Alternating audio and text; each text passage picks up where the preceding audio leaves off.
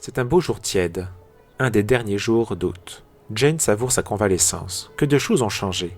Les Maupin ne savent comment prouver leur reconnaissance à la mystérieuse cousine, et, chaque jour, des fleurs, des fruits, des bonbons arrivent de la maison du bord du lac.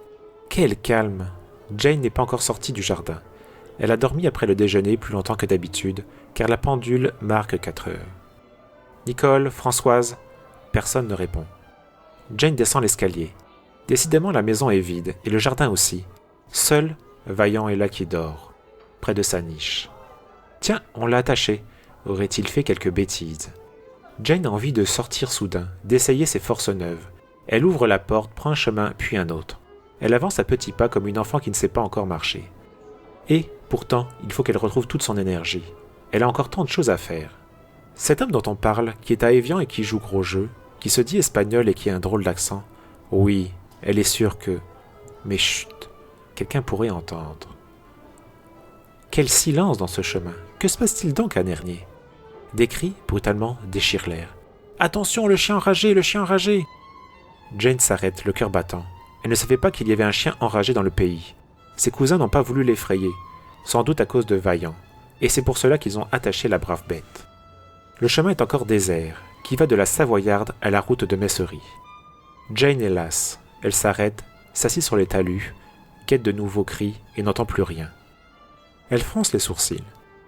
La chasse doit être ouverte. Ils n'ont qu'à prendre leurs fusils, et M. Nolot, qui est un si bon tireur...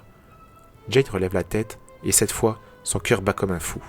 Un grand chien jaune s'avance dans le chemin, la langue pendante, les poils hérissés. Jane a tout de suite reconnu l'allure d'un chien enragé. Elle en a vu, autrefois, dans ce passé mystérieux dont elle ne parle jamais. Mais où fuir? Pas d'autre refuge que, devant elle, le jardin de la Savoyarde. Elle hésite l'espace d'une seconde. Elle sait, par Gaëtan, ce que Jacqueline n'a pas voulu dire à Guy, que cette maison est pour toujours fermée à sa famille, et à elle plus encore.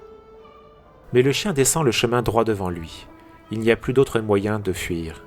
Jane se dirige aussi vite qu'elle le peut vers la grille de la Savoyarde. Elle l'ouvre, la referme soigneusement et se demande ce qu'elle va dire si elle se trouve en face de M. Nolot. Quand elle se retourne enfin, la bête a disparu, le chemin est vide. Mais Jane est si lasse qu'elle monte jusqu'au kiosque, où se trouvent des fauteuils d'osier, et elle se laisse tomber dans le premier, le cœur encore battant. Tiens, sur la table, il y a un fusil. Le fusil sans doute de M. Nolot. C'est le premier fusil qu'elle voit depuis qu'elle a quitté l'Amérique. Ce n'est qu'une carabine assez légère. Sans doute M. Nolot n'a-t-il plus autant de force. Jane caresse la crosse et ferme les yeux un instant.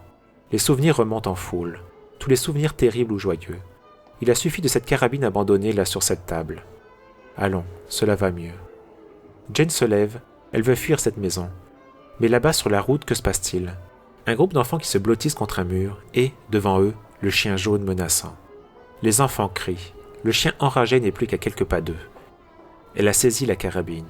Elle doit être à plus de 100 mètres de ce chien. Il faut bien viser, ne pas trembler. Est-ce que je sais encore tirer? Et ces enfants qui sont si près? Mon Dieu, ayez pitié de moi. Elle a épaulé, elle a tiré 2 coups. La carabine était chargée à 6 balles.